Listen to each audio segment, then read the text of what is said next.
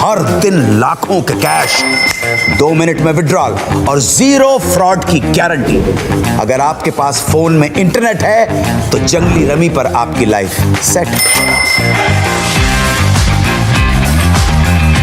भारतीय जनमानस के जितने भी आदर्श पुरुष हैं, उनमें से अपवादों को छोड़कर अधिकांश ने पापी पेट के लिए नैतिकता और अनैतिक का भेद किए बिना विज्ञापनों के लिए काम किया है। अभिनय के कथित शहंशाह डॉन से लेकर सरकार तक माने जाने वाले अमिताभ बच्चन से लेकर अन्नू कपूर तक इस माया जाल में उलझे हुए हैं। हाल ही के दिनों में बेरोजगारी की समस्या से जूझ रहे देश और सरकार की मदद के लिए अन्नू कपूर को जब जुआ खिलाने वाली कंपनी का विज्ञापन करना पड़ा, तब उससे खराब बात कुछ न लगी। आम जनता माथा पीटने के अलावा कर ही क्या सकती है।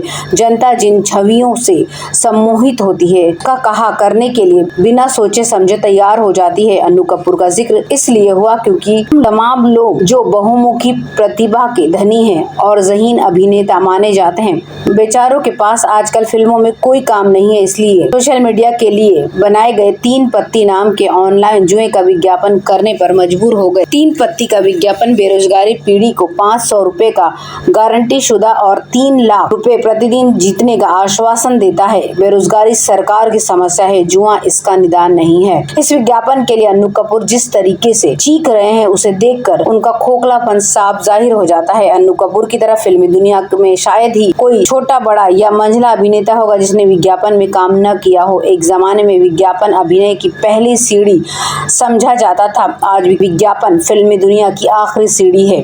अब जब रोजी रोटी खतरे में हो रही है तो बड़े से बड़ा अभिनेता घटिया से घटिया और अनैतिक विज्ञापनों में काम करने के लिए तैयार हो जाता है। अभिनेताओं की दयनीय दशा पर तरस भी आता है और घृणा भी होती है, लेकिन सामाजिक अपराध के लिए आप न किसी को सजा दे सकते और न उन्हें रोक सकते हैं। विज्ञापन की दुनिया में नवरत्न तेल से लेकर टॉयलेट क्लीनर बेचने का काम अभिनेताओं और अभिनेत्रियों की जरूरत पड़ती है। तंबाकू, शराब, जहां तक कि जनसंख्या नियंत्रण के उपकरण भी इन्हीं चॉकलेटीज चेहरों के जरिए अरबों खरबों का कारोबार करते हैं और जनता ठगी जा रही है। विज्ञापन की दुनिया में अनैतिक अभिनय के लिए सिर्फ अभिनेता ही नहीं बल्कि क्रिकेट जैसे लोकप्रिय खेलों के शीर्ष खिलाड़ी तक उपलब्ध है। ये लोग खेल से कहीं ज्यादा विज्ञापन में कमाते हैं। क्रिकेट के भगवान सचिन तेंदुलकर से लेकर दादा कहे जाने वाले सौरव गांगुली तक इस दलदल में फंसे हुए हैं। अब अन्नू कपूर और सौरव गांगुली में कोई फर्क नहीं रह गया है। अभिनेताओं और खिलाड़ियों के साथ ही अब अदब की दुनिया में काम करने वालों को भी इससे कोई परहेज नहीं रहा है। स्वर्गीय जगजीत सिंह, गुलजार और जावेद अख्तर भी यही सामाजिक अपराध कर रहे हैं। करे भी क्यों ना बेचारे, इन सब का पापी पेट आम आदमी की पापी पेट से 100 गुना बड़ा जो होता है। दुर्भाग्य ये है कि हमारे यहाँ विज्ञापन की दुनिया का नैतिकता या कानून से कोई रिश्ता नहीं है। कोई भी विज्ञापन एजेंसी किसी भी उत्पाद के लिए कुछ भी कर सकती है। विज्ञापन के जरिए अब तीज त्योहार और संस्कृति भी निशाने पर है। बड़ी कंपनियां ही नहीं अपितु सरकारी प्रतिष्ठानों तक को विज्ञापन के लिए खास व्यक्ति चाहिए। आपको याद होगा कि पेटीएम के विज्ञान के लिए तो देश के प्रधानमंत्री तक का इस्तेमाल किया जा चुका है। अमूल, कैडबरी जैसी कितनी संस्थाएं हैं जो कथित रूप से नैतिकता की चादर ओढ़े दिखाई देती हैं।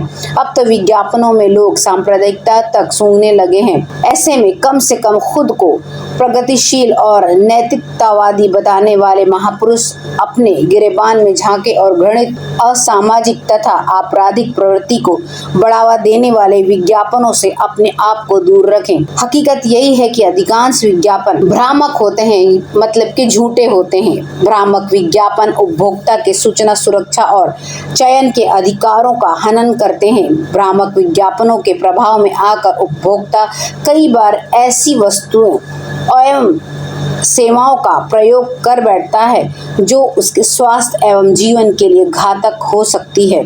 इसकी वजह से उसे शारीरिक और मानसिक के साथ साथ आर्थिक क्षति भी पहुंचाती है।